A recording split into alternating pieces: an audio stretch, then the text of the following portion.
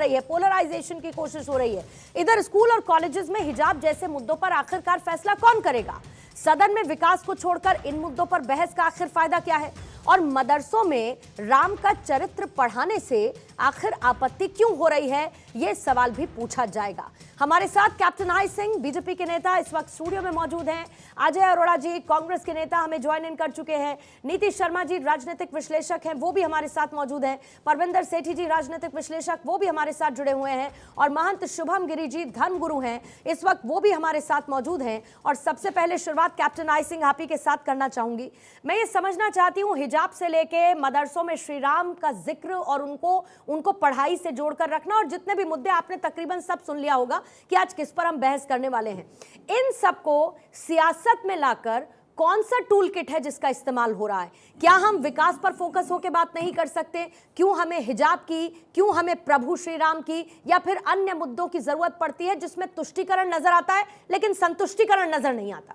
निश्चित तौर पे पूर्णिमा जी, आपने देखा होगा कि कुछ राजनीतिक दल हैं, खास करके मैं कहूँगा कि कांग्रेस पार्टी इन्हीं मुद्दों को बार बार इस पर विरोध करती है। हिजाब कोई ऐसा एक परिधान नहीं है कि जिसको जरूरी समझा जाए कि उसको लागू किया जाए, क्योंकि स्कूलों की, कॉलेजों की एक मर्यादा होती है।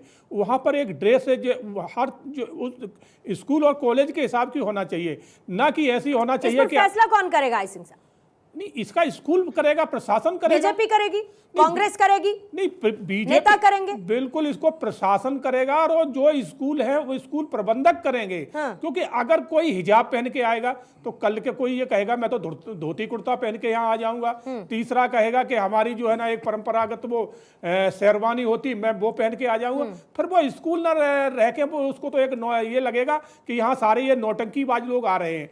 तो स्कूल की कोई मर्यादा होती, शिक्षा का मंदिर होता है, तो शिक्षा के मंदिर में आप शिक्षक बन के आइए, ना कि वहाँ अपनी परंपरागत, अपनी धार्मिक, अपनी जो परिधान है उनको वहाँ पर आकर मैं मानता हूँ अगर ये हिजाब इतना ही जरूरी है तो उन महिलाओं, उन लड़कियों पे लागू क्यों नहीं होता, जो चाहे वो फिल्म इंडस्ट्री में हो या वो मॉडलिंग में हो या अन्य क्षेत्र पे हो, उनके ऊपर ये इस तरह का दबाव क्यों नहीं डालते कि आप वहाँ भी हिजाब पहनिए, क्योंकि वहाँ उनके ऊपर इनकी चलेगी नहीं, वो इनकी बात नहीं मानेंगे।